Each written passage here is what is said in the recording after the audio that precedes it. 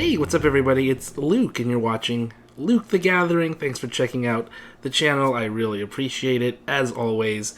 Today was Friday night, which means Friday Night Magic, and I was actually at Friday Night Magic last week as well. I didn't make a video on it. I actually was at the entire Wilds of Eldraine pre-release 3 out of the 4 days. I was at the store, but I was, like, totally depressed because I did so poorly. I actually just ended up dropping a bunch of my tournaments that I played in because I just kept losing. I could not win a game till the 3rd day of the tournaments, and I got like my first win in a round, and I just left it. I was like, I'm just gonna leave on this good feeling, and that is it. I am donezzers. And so that left me a little bit nervous about coming into this week's play because this is the draft.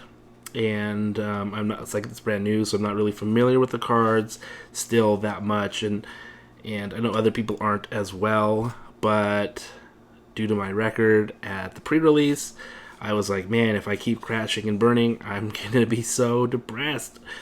But thankfully, I was 2-1, and even in the game, the match that I did lose, which was the middle match, it wasn't bad. We actually went to the full 3-game set in that second match. Actually, all my games went the full 3 this particular Friday, and so yeah, it was good. And even that middle round, my opponent top decked in order to beat me, and so which is fine. That happens. I've top decked to win, and it's just something in Magic that can happen. So I played mostly green and black with just a little blue. A splash of blue. So green, black, splash of blue. So Gruul, and then some blue in it. And that's what I played. And I thought that it was a fun deck. It was a nerve-wracking deck to play because some of the opponents I played, they got out to really fast starts. And my deck is all about having creatures that are 5 mana or more. So I'm just here taking hits. My life total's dwindling, and I'm trying to just survive till my big boys can come out, and it happened. So I was able to survive. For the most part, there were games where I did get run over a bit, but that's to be expected. So I'm going to show you the deck that I put together. We'll talk about it, and then we'll open the prize packs, which is 3 packs of Wilds of Eldraine, which will be really fun to see what we get in these set boosters. So let's turn the camera around and check out the cards. All right. Well, I wanted to start with this card. This is a white card. It's 8 mana. It's the Moonshaker Cavalry. It's mythic. And this was my pack 3, pick 1. I had to take this. This is just a great card for the collection. This was not my colors. Had I opened this pack first, I probably would have been in white. But that's not what happened. I just wanted to show off this card because it's cool. Some of the other cards that I drafted, you know, they're nothing special. But that card was pretty sweet. I just wanted to mention that before we get to the actual deck. And here we go with the Toadstool Admirer. This is the 1-drop for green. It has Ward 2, which is a really interesting ability. Not ability, but like thing that he has. Ward 2. So it's actually kind of hard to kill, especially in the early on, unless you beat him in combat. But you can't even fight it really easily or anything like that. But late game, I really wanted a mana sink because there are cards that can really utilize lots of mana or give me lots of mana in this deck. And this deck is made for having lots of mana. And so putting like 1/1 counters on this thing I thought was going to be a really good idea. That actually worked out in one of the games. Toadstool Admirer became a little bit of a decent threat. So that was great. I had 2 of these. Nice to have. And the other thing is they make great blockers. I just had to stay alive like I was talking about earlier. And these guys definitely chump blocked for me just to keep my life total at a decent state. Up the Beanstalk is cool. It replaces itself for only 2 mana, so you get to draw a card. And every time you play a spell with a mana 5 or greater, you get to draw a card. So this is really nice. A lot of 5 mana cards in my deck.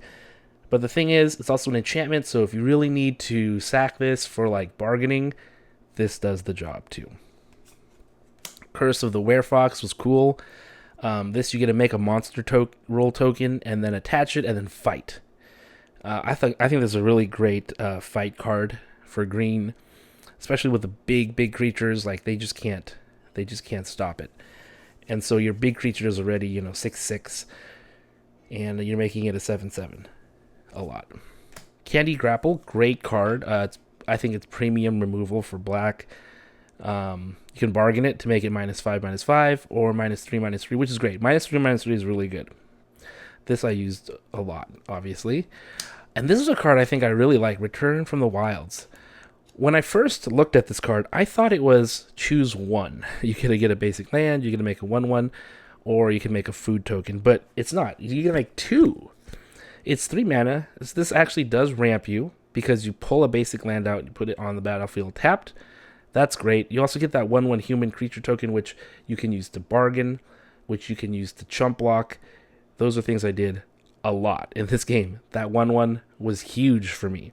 And so I actually had 2 Return from the Wilds. Great card for the deck.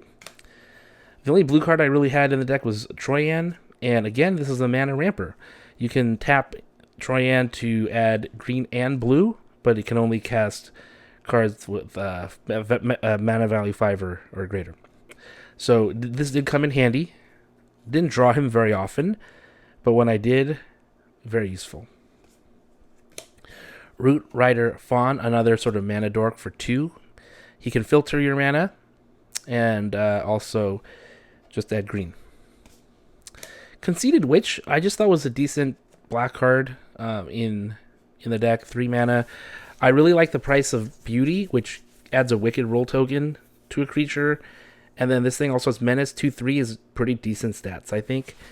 So this made the cut. Scarecrow Guide, a mana filter as well. I wanted some mana filtering just in case I didn't hit some of the lands I had. Just for your knowledge, I think I had 8. Yeah, I had 8. What were they? 8 forests. Then I had 4 islands and 5 swamps. So that was kind of the mana breakdown. Monstrosity, I really like this card. So 3/1. If you get it in early, it can really do some damage with that 3 damage. But when it dies, you get to make a food token as well, which is extraordinarily useful in this deck. Prophetic Prism, again, great card. Replaces itself, filters mana, and you can bargain it away.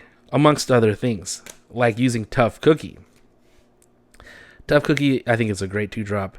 When it ETBs, you make a food token, and then later on, you can turn that food token into a 4/4 or any non-creature artifact, like the Prophetic Prism, into a 4/4, and then you're just beating in there for 4. That feels amazing. And this is just for 2. And later on, you can even sacrifice Tough Cookie to gain 3 life. Sky Beast Tracker. Again, this is something that helps kind of stabilize you. It's a 2/4 reach. Whenever you cast a spell with mana value 5 or greater, you can make a food token. This costs 4. It's great for just blocking things in the air. If they have a big aerial attack, it's really hard to stop them. So this is actually something that does that. Storm-Keld Vanguard is really great. It can't be blocked by creatures with power 2 or less, so you can't really chump it too much. It's a 6/7. That's crazy.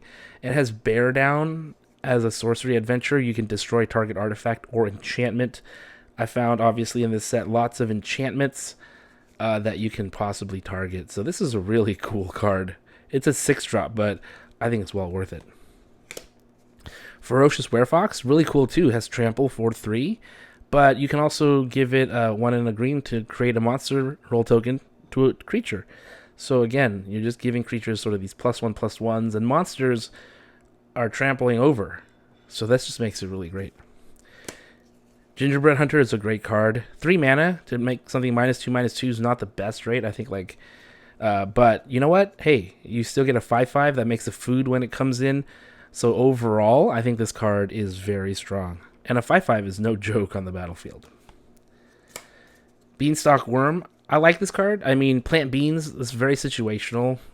Mostly good in the early game when you have, lands in your hand early, hopefully. Lets you play an additional land to ramp you.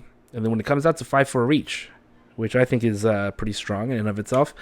But the ultimate all-star common card for green, in my opinion, is the Hamlet Glutton.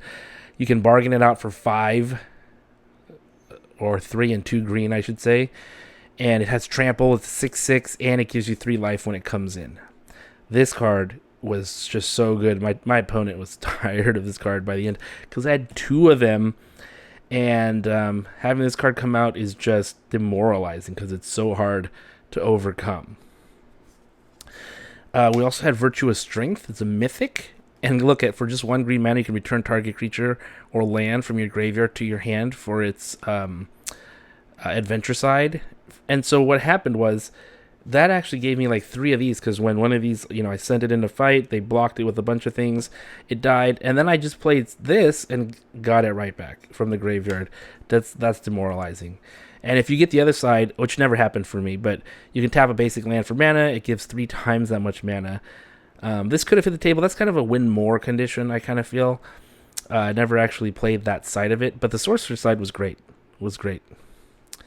And then this was my pack 1 pick 1. I had a tough time picking between this and one of the really great enchantment cards from the enchantment bonus sheet. But I thought this was just overall really good because this troll enters the battlefield with a monster roll attached to it, which makes it a 5/5. But then you can just sacrifice that, and then it will fight something. And that thing gets exiled. So a pretty cool card. This deck went 2-1 overall. I felt it did a great job, and pretty happy with it and happy with the results. So let's get to our set boosters now. I'm excited to open up some more set boosters. I already opened up a box of set boosters. If you want to see that full box opening, you can, of course, check a few videos back for that. Okay, we're starting off with the signed art card, the rat token, and then we got Hatching Plans. And then Garruk's Uprising, and then we got Twinning Twins, which is a card I've gotten a number of times. We got Court of Ardenvale. You get to be the monarch when you play that. And then the rest are just the uncommons. There's a lot of uncommons, and then we got commons. Become Brutes. I don't even know if I've seen that one. It says 1 or 2 target creatures each gain haste. For each of those creatures, create a monster roll. Hey, that's cool. It's just for 2 mana. That's not too bad. It isn't at sorcery speed, though. It's a little slow. Let's check out this next one. We got this art card here. Nice. Food token. And then, we got a rare foil. It's a good-looking one. Pollen Shield Hair. And hair raising for 1 green. Target creature you control gains vigilance and gets +X/+X for X number of creatures you control. And then this one that comes in for just 2 mana, creature tokens you control get +1/+1. Not bad. We also got Compulsion. And then a Mosswood Dread Knight. Ooh, and my man, the Stormkeld Vanguard. And I think that is all she wrote for that pack. Okay, let's open up our 3rd prize pack. And we got this character. Who is this? This is Eldraine, the Pyro Hammer. We got the Knight token. That's nice. Then we got Leyline of the Void, foil, rare. Primal Vigor, kind of cool. Song of Totentance. And I think that is it. Yep, that's it. So there you have it. It was a great night at the Wilds of Eldraine draft. This was the first draft that we've done at the store. Can't wait for the next ones coming along in the future. Thanks for watching the video. I'll see you next time.